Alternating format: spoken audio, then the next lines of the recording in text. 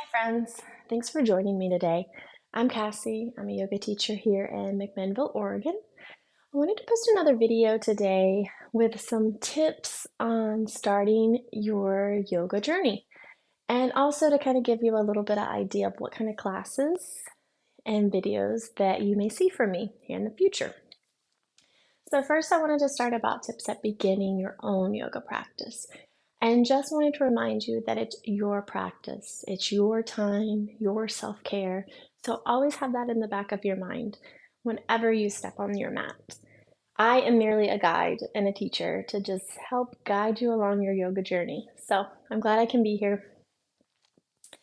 Some tips I wanted to give you when you're starting is to create a comfortable, inviting space that you enjoy being in. Maybe you practice in your bedroom or your living room, or maybe in an office.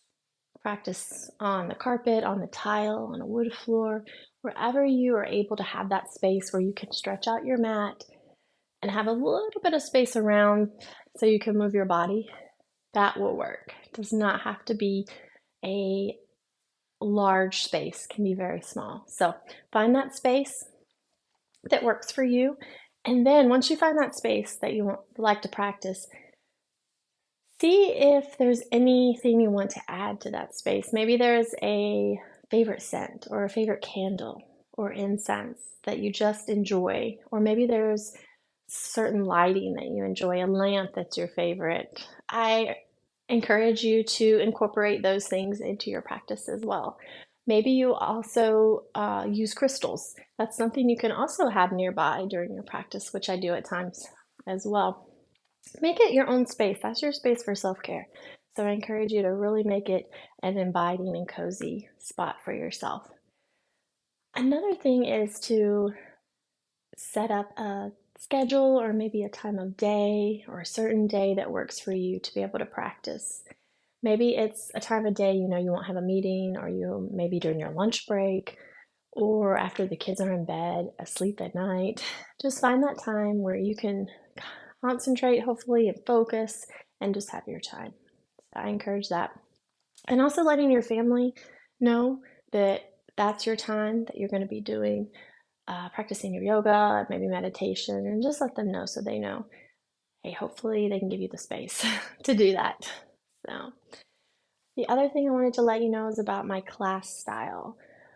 I tend to have a variety of classes. My favorites to practice and to teach are Hatha and Vinyasa classes. You may also see some restorative and Yin yoga on my channel. The Hatha classes are a great beginner's style of yoga.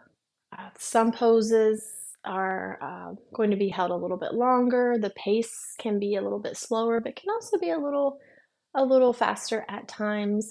There will always be different options in the poses that I will give you to make them more accessible for everyone. Hatha is just a really enjoyable class to teach for me, so you'll see a lot of those. I also enjoy teaching Vinyasa classes. Vinyasa is a wonderful style of yoga that can really have many different elements. My classes typically will be a little bit faster paced than the Hatha classes. Your heart rate will be up. You may get a little sweaty, you may not, but we'll hold poses a little bit longer and also have some flows. Flows being where we will go from one pose to the other, and it will just hopefully flow in a gentle and ease of movement. So I look forward to teaching some of those for you. A yin class will be less poses, but the poses will be held longer and for several minutes. So those classes, you're still gonna, kind of settle into a pose, and you may use some props as well. But the classes are gonna be definitely a lot slower than Hatha and Vinyasa. And then there's restorative yoga, which is wonderful as well. Restorative yoga uses all the props that you could possibly have to allow the body to completely relax. So there was no muscle tension, the body just completely lets go. And restorative is wonderful, rejuvenating, relaxing. So you also may see some of those classes from me. You'll also most likely see some meditation classes as well, shorter meditation classes from maybe like 10 to 15 minutes. So I also want to keep my yoga classes around 20 to 30 minutes. I wanted to make it accessible for everyone, something that they can just maybe do at the beginning or the end of their day or squeeze it in on a lunch break and not have to commit a large chunk of time to be able to practice. So that was my goal in making these videos. I also want to give you a little bit of breakdown what you'll see with my videos as far as the layout. I'll always start with a grounding or centering exercise or breath work, some type of just kind of get settled in the space. Well, then we'll have a warm up. Then we'll have the sequences, the poses, the class. There'll be a cool down. And then after every cool down is Shavasana. I typically always include Shavasana in my classes. I love Shavasana. It's one of my favorite parts of class when I practice. And that'll at least be probably about 5 minutes at least in my classes. Not every class will have Shavasana for other teachers, and it's a choice for that teacher. Doesn't make it right or wrong, but it's just definitely different style of teaching. If you've ever wondered what is Shavasana when you go to a class, it's a restorative pose where you can relax the body and the mind. To put it simply, the pose is typically done in corpse pose, which is where you're lying on your back, your arms are relaxed, your legs are relaxed. Your eyes can be open or closed, whatever's comfortable for you. But it can also be done in any pose that is comfortable for the body and for you. So don't think you automatically have to go into a corpse pose to get the benefits of Shavasana. It's a great way to balance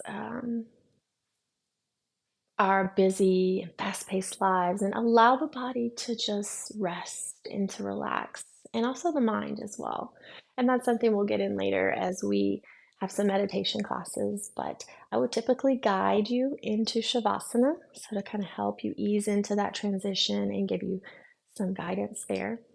So just know you can move around in Shavasana. Don't be afraid to move. Your eyes can be open, they can be closed. Feel free to use as many props that make you comfortable in Shavasana, maybe a bolster, a pillow, or a blanket under the knees or under the head, and add or take away any layers. Just getting yourself cozy and comfortable as if you were maybe going to take a nap, really is what I think of it as. I want to be cozy and comfortable so that I can relax my body and then hopefully relax my mind as well.